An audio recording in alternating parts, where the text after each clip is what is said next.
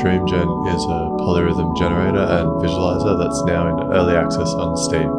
If you want to see some demos, check out the links in the description. When you first open DreamGen, you'll be greeted by the following screen. The top bar shows you the currently selected preset, and there's a few built-in presets that show some different possibilities you can make with the program. In the bottom left corner, there's an info menu. If you ever need more details about a certain element of the interface, it'll show you information about what your cursor's hovering over. Let's start by creating a new preset. With the default settings, it'll create something like this. To start off, let's try using a different sample. I really like the bell sample, but the guitars and pianos are pretty nice as well. By the way, I'm using the spacebar to play and pause the simulation.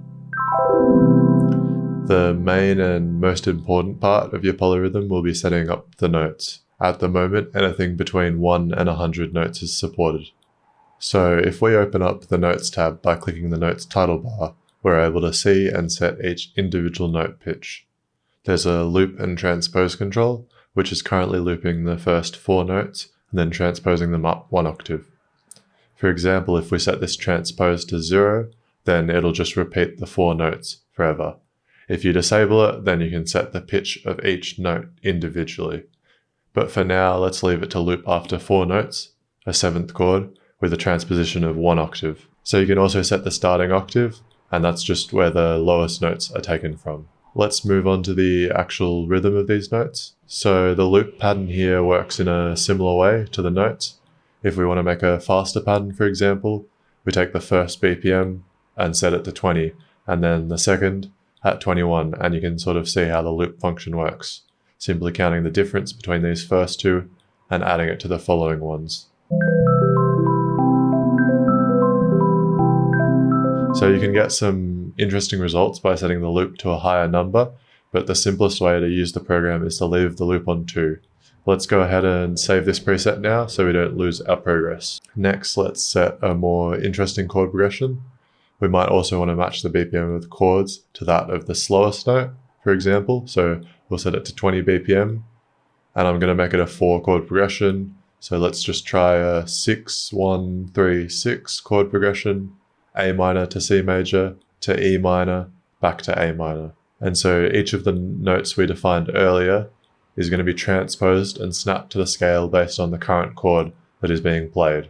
And you can set the scale for the notes to snap to by clicking the Set Scale button in either the Chords or the Notes menu. Now we're finally up to the more fun parameters. In the Sound tab, you'll find a reverb and a low-pass filter effect. And if you also want to add your own samples, you can open the samples folder from the folder button and import any WAV files. So finally, we'll take a look at the visual side.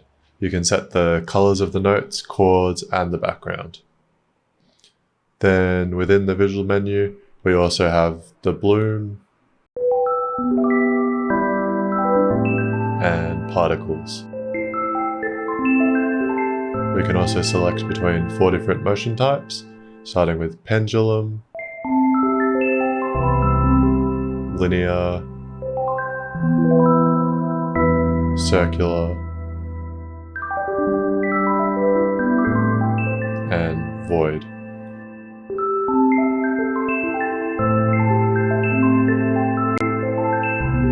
And then we can also set the shape to be circles or rectangles, and also for the motion to rebound if we want. So if you click on the time heading up the top, it'll reset the time back to the default of the preset. However, as we saved it at somewhat of a random point, we might want to change that to a more interesting point in the polyrhythm, like -1 seconds.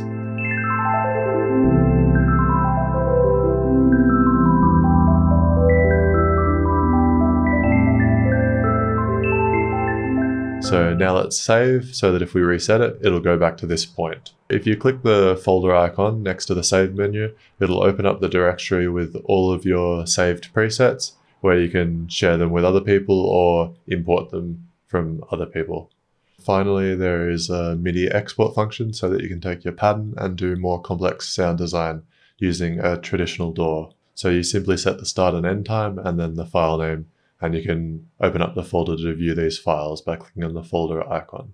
So that's been a brief intro to DreamGen, which has just launched on Steam in early access, and the plan is really to develop the features and work alongside the community to find what parts can sort of be improved to make the app something people really want to use.